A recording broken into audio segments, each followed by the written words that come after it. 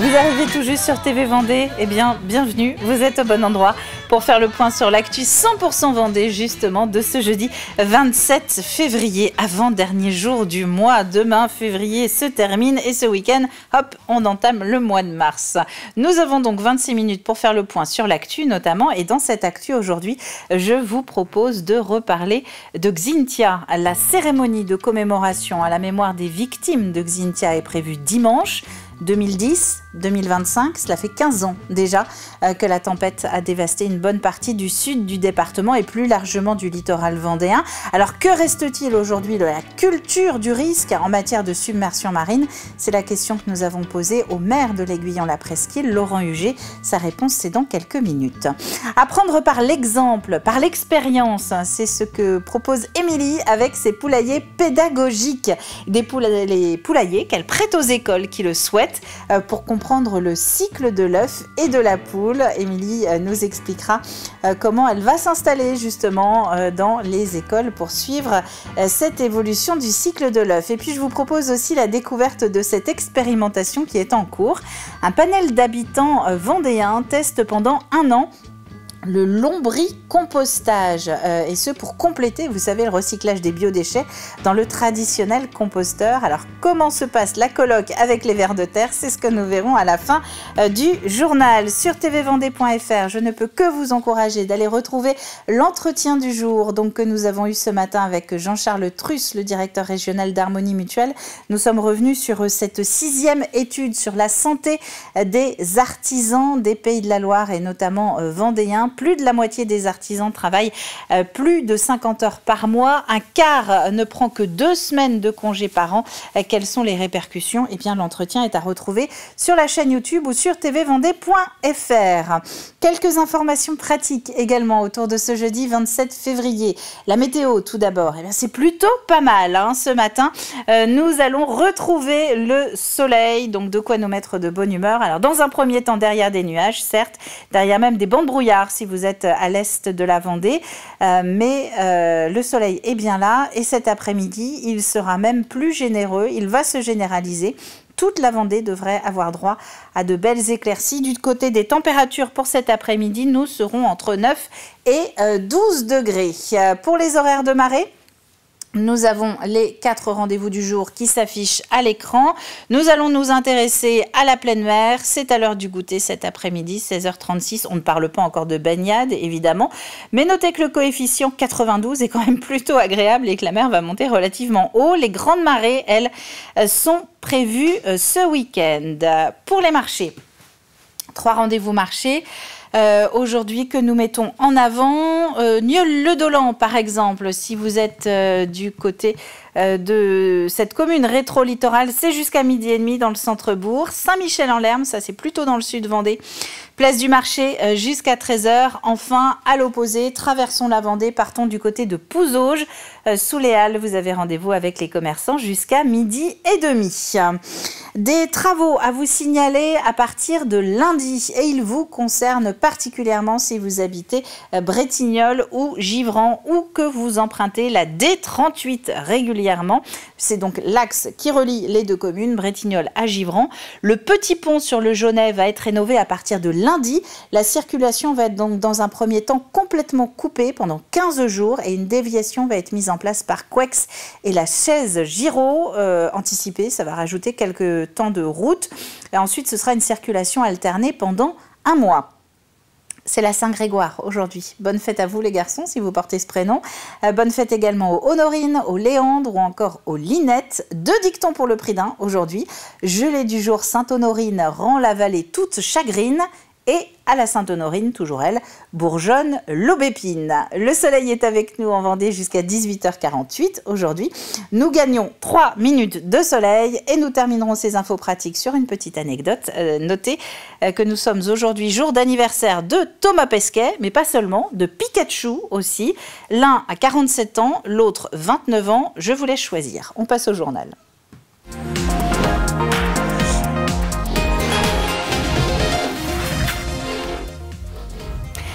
15 ans demain, 15 ans que la tempête Xynthia s'abattait sur la côte vendéenne. Nous étions le 28 février 2010, une tragédie qui a fait 47 morts en France, dont 29, soit plus de la moitié, uniquement à la Faute-sur-Mer. 15 ans plus tard, donc, les digues de ce qui est maintenant l'Aiguillon-la-Presqu'île ont été rehaussées, rénovées. Des zones refuge ont été ajoutées aux maisons, en général un étage supplémentaire pour se mettre au sec en cas de nouvelle montée des eaux. Place maintenant à un autre défi de taille, celui de la lutte contre l'oubli.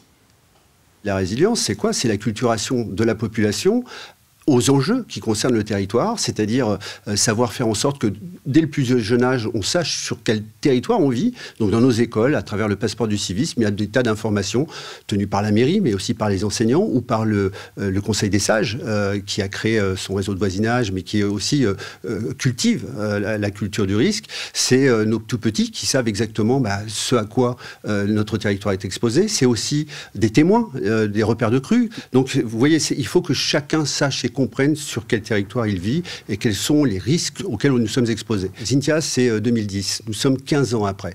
Nous savons que la moyenne de détention, la durée de détention d'un immobilier en France, c'est entre 6 et 7 ans. Ça veut dire que potentiellement, on a déjà 2 générations de propriétaires qui se sont échangés des biens ici et qui n'ont pas connu Xynthia. Donc c'est là la difficulté de continuer, quoi qu'il arrive, à entretenir cette culture, cette mémoire.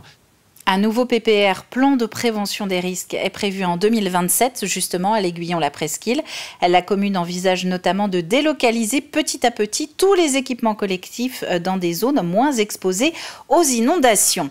Une malle sans ivresse, bientôt disponible dans le pays de Pouzauges. Cette boîte pédagogique, c'est une initiative de la collectivité de ce territoire de l'Est de la Vendée pour réduire les risques liés à la surconsommation d'alcool. En d'autres termes, rappeler directement, pendant une troisième mi-temps par exemple, que trop boire peut conduire à des accidents de la route et même à des violences intrafamiliales.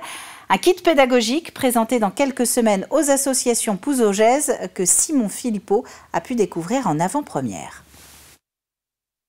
Des éthylotests, des bracelets pour désigner le capitaine de soirée, des verres doseurs ou encore différentes affiches et flyers. Voici ce que contiennent ces malles pédagogiques développées par le pays de Pouzauges.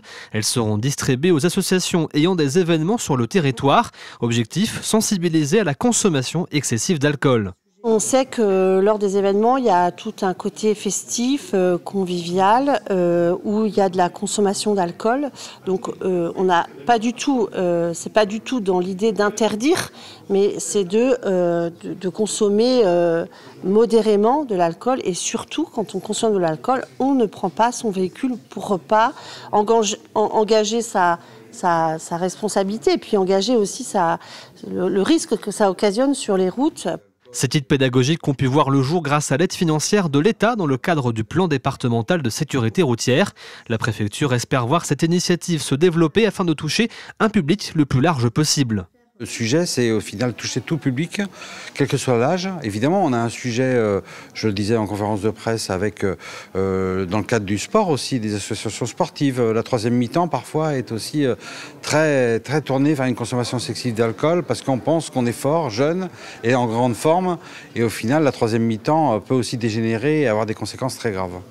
Ce projet est aussi salué par les pompiers et les forces de l'ordre qui ont été associés à la création de cette malle sans ivresse. Mais pour le major Yves Racapé, il est important de rappeler que les conséquences de l'alcool sont nombreuses et ne concernent pas que la route. L'alcoolisation excessive entraîne malheureusement aussi des incivilités, des violences, que ce soit sur la voie publique ou dans des domaines publics, mais aussi et surtout des violences au sein de la famille, violences intrafamiliales, et qui sont souvent la conséquence d'une préalcoolisation autour des associations, etc., etc. La malle sans ivresse vient s'ajouter aux actions déjà menées par la communauté de communes auprès de 2400 jeunes chaque année. Elle sera officiellement présentée aux responsables associatifs le 2 avril prochain en présence de la gendarmerie et des pompiers. 11 malles sans ivresse vont donc ainsi être mises en circulation pour les associations du pays de Pouzauges. Elles seront à la disposition des organisateurs qui font la demande de débit de boissons. L'heure civique, cela vous évoque peut-être quelque chose. Nous en parlons régulièrement à l'antenne. C'est ce dispositif lancé par le créateur de la fête des voisins dans la foulée de la période Covid pour donner un petit peu de son temps à des actions solidaires de proximité. Eh bien, voici une application concrète de ce coup de pouce. À Roche-Servière, un chèque de 1 777 € vient d'être remis par les élèves de 5e du collège Saint-Sauveur à l'association Forever Fabien. Les collégiens ont 18 heures civiques dans l'année. Ils en ont notamment profité pour organiser un cross solidaire dont les fonds vont ainsi aider le quotidien de malades et de leurs proches. Ça nous aide au fur et à mesure de l'année à venir aider justement les enfants pour lesquels il manque des jeux, il manque des magiciens, il manque des socio-esthéticiennes. On va aider également les parents d'enfants malades lorsqu'ils vont soigner les enfants sur Paris. On va payer des billets de TGV par exemple, des nuits d'hôtel. Ça permet aux enfants de ces jeunes malades d'améliorer le quotidien. C'est un vote au sein de la classe qui a permis de choisir Forever Fabien. Et puis donc ensuite, on a essayé de voir ensemble tout ce qui était à faire avant l'organisation de la course, le jour de la course et puis après la course. Et donc ça a permis de développer différentes compétences. Ils ont travaillé sur la communication pour pouvoir prévenir un petit peu tous les différents acteurs, voir tout ce qui était à faire aussi en termes de logistique pour organiser ce cross. Et puis donc à l'aboutissement de leur projet, compter les dons, etc., préparer la remise de chèques. Et puis donc ils ont souhaité aller même au-delà puisqu'on va avoir une action complémentaire pour organiser une vente de sweats et de t-shirts et pouvoir avoir cette participation financière supplémentaire pour cette association qu'ils ont choisie. Et Fabien était justement un élève de ce collège de Roche-Servière il y a 10 ans. Il est décédé d'un cancer en 2015. À Mouchamp, ce n'est pas un cross solidaire qu'Émilie se propose d'organiser dans les écoles, mais une application concrète des cours de biologie. Le poulailler pédagogique de l'association Araucana met à disposition des écoles une couveuse pour suivre le développement, puis l'éclosion d'une douzaine d'œufs fécondés avant de s'occuper des poussins. Une aventure qui commence toujours par la visite d'Émilie et de Martine. Martine, c'est une poule Padoue. C'est une race italienne. Et Martine, la poule, je l'emmène avec moi dans les écoles. Et Martine part souvent en voyage, très loin. Et quand elle part en voyage, elle laisse ses œufs aux enfants des écoles. Et c'est à eux de s'occuper de ses œufs pendant tout ce temps-là. Et en attendant, elle leur envoie des petits courriers, des petits messages pour savoir comment ça se passe. En fait, les écoles me contactent si ça correspond aux thématiques de l'école. Je vais les voir. Et j'installe une couveuse dans la classe, donc avec les enfants, on la met en place, on la branche, et c'est à eux de retourner l'œuf tous les jours, 2 fois par jour, parce que c'est ce que fait la poule dans le milieu naturel. Donc ils retournent l'œuf dans la couveuse 2 fois par jour, pendant 21 jours, et après il y a l'éclosion, et ils les élèvent pendant 1 mois ou 2 après. Donc on a tout le cycle de la vie du début à la fin. Cela fait un peu plus d'1 an maintenant que le compostage des biodéchets est devenu obligatoire. On ne jette plus normalement dans la poubelle grise les déchets alimentaires qui peuvent aller dans le composteur du jardin. À l'automne dernier, l'agglomération de La Roche-sur-Yon a décidé de tester en plus le déploiement de lombricomposteurs. Le principe est le même, mais au lieu d'attendre que le temps fasse son œuvre, les vers de terre donnent un petit coup de pouce.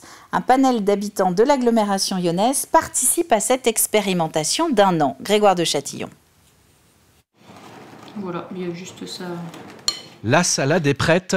Direction le lombricomposteur pour Camille, avec les restes de poireaux, de carottes, mais aussi du marc de café. Le lombricomposteur est installé dans une pièce du jardin. J'y verse donc mes déchets alimentaires et j'ajoute ensuite quelques morceaux de carton qui viendront être associés à tout ce mélange. Ces petits morceaux de carton, mélangés aux déchets de cuisine riches en azote, vont eux apporter un équilibre en carbone, de quoi régaler les lombrics qui se nourrissent de toute cette matière organique. Ils mangent en fait toute la matière qu'on leur apporte, que ce soit les déchets verts ou bien le carton. Et puis ils transforment ça en matière que derrière on va pouvoir utiliser, nous, soit dans le potager, soit dans les plantes d'intérieur. Le lombricomposteur possède plusieurs plateaux, ce qui permet une rotation. Dans celui du bas, démarré à l'automne dernier, vous le voyez, les vers ont déjà bien travaillé. Camille et Clément se sont lancés dans le lombricompostage via l'agglomération de La Roche-sur-Yon qui les accompagne pendant 1 année dans cette aventure comme 29 autres foyers du territoire. Ça fonctionne comme on pouvait l'imaginer, c'est juste qu'au début il faut prendre un peu plus de temps et on ne peut pas mettre l'ensemble des légumes dedans. et l'ensemble du volume qu'on produit. Et également, il faut pouvoir le hacher et le ciseler assez finement pour que les lombrics puissent le manger assez rapidement. On est satisfait, on a réussi à lui trouver une place, on a réussi à faire vivre les vers. La matière, elle a bien commencé à se dégrader, on est presque sur du compost qu'on va pouvoir utiliser, donc oui, je pense que c'est satisfaisant. Sans bruit et sans odeur, le lombricomposteur est un super composteur, un rapide transformateur de vos déchets de cuisine qui devient un fertilisant maison pour toutes vos plantes. Et puis si vous êtes amateur d'art, sachez que le musée d'art contemporain des Sables d'Olonne va fermer ses portes en 2025 pour des travaux d'ampleur. Le Masque organise donc ce dimanche, je cite, une méga braderie. Livres et affiches, tout doit disparaître. C'est donc ce dimanche à partir de 11h le matin, rue de Verdun, aux Sables d'Olonne.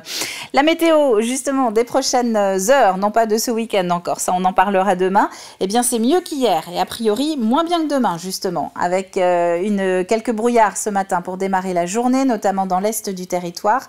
Des nuages qui vont s'effilocher au fil des heures et devraient laisser place à de belles éclaircies cet après-midi en Vendée. Côté température, alors pour ce matin, entre 4 et 8 degrés et cet après-midi, nous devrions monter jusqu'à 12.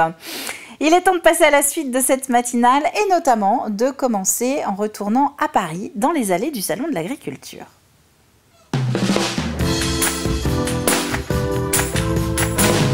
Oui, c'est qu'une fois par an. Alors, nous en avons parlé dans les journaux hier. Nous y retournons maintenant dans le plus de l'info. Nous retournons donc au Salon de l'Agriculture, retrouver nos éleveurs et exposants vendéens. Quels souvenirs gardent-ils de leur passage porte de Versailles? Quel regard aussi portent les visiteurs sur les produits vendéens? La réponse, c'est maintenant.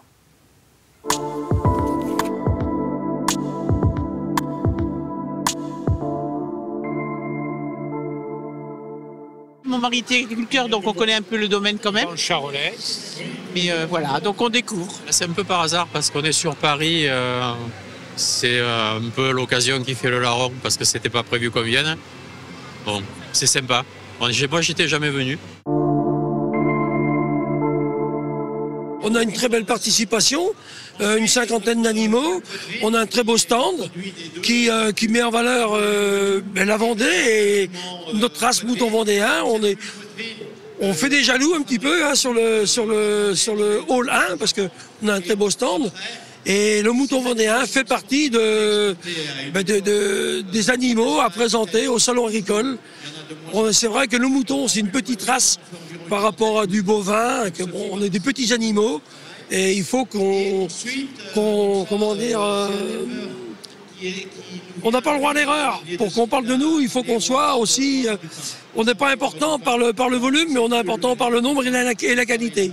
Moi, je suis représentant du label rouge Agneau en Vendée. Donc là, on est là pour présenter au grand public notre produit de qualité qu'on travaille depuis 30 ans. Notre label a 30 ans cette année. Voilà, donc on est là pour parler de nos produits, de notre travail, de dire qu'on fait des bonnes choses en Vendée et on est là pour rencontrer le grand public, pour présenter notre travail. C'est sûr que c'est un salon grand public, donc moi je le prends comme un outil de communication.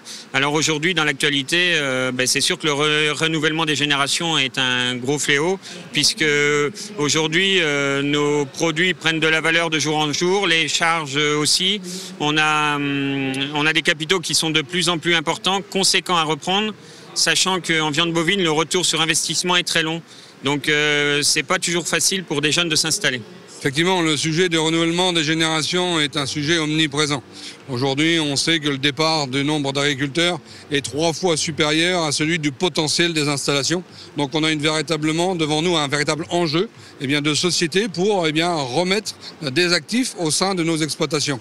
Et donc la réponse vendéenne, c'est le département qui l'apporte avec 2 dispositifs de soutien, 2 qui ont été expérimentés en 2024 et qui vont être à grande échelle en 2025 à travers une aide au post-installation, c'est-à-dire après l'installation, comment encore les accompagner dans le chemin qui les emmène vers la stabilisation de leur exploitation, et puis directement une aide financière à travers la prise en charge de cotisations sociales de la MSA qui permettent d'avoir une véritable bouffée d'oxygène dans leur trésorerie.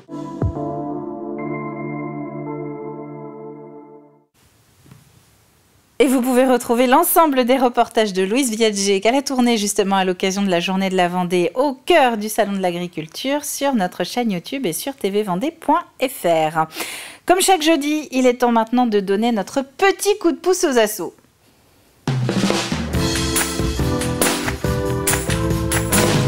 Et cette semaine, je vous propose de partir à la rencontre de l'association AVLC. C'est une toute jeune asso, elle souffle ses 4 bougies en 2025. Son siège est au Sables d'Olonne et comme toutes les autres associations dans cette chronique de Mathis depuis bientôt 2 ans, elle a besoin de nous. Bonjour à tous et bienvenue dans cette nouvelle chronique asso. Pour cet épisode, je suis allé à la rencontre de l'association AVLC, Association vendéenne de lutte contre le cancer. Si vous ne connaissez pas, je vous laisse découvrir. L'Association vendéenne de lutte contre le cancer, AVLC, est une association, comme on le dit, qui a été, si vous voulez, créée pour aider les malades du cancer en Vendée.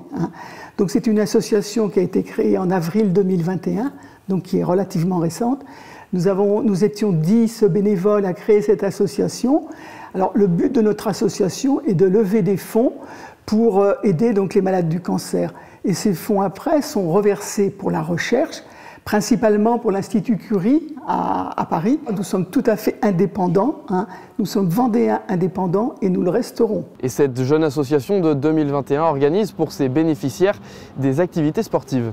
Aider les malades de Vendée, c'est, si vous voulez, programmer des ateliers, alors toutes sortes d'ateliers, ça peut être du yoga, ça peut être de la marche nordique, ça peut être de l'aquagym, ça peut être des loisirs créatifs, on a un panel d'activités. On sait que le sport est quelque chose d'important quand on a ce genre de pathologie, et en plus, ça les sort de chez eux, donc il y a de la bienveillance, ça leur apporte quelque chose d'énorme.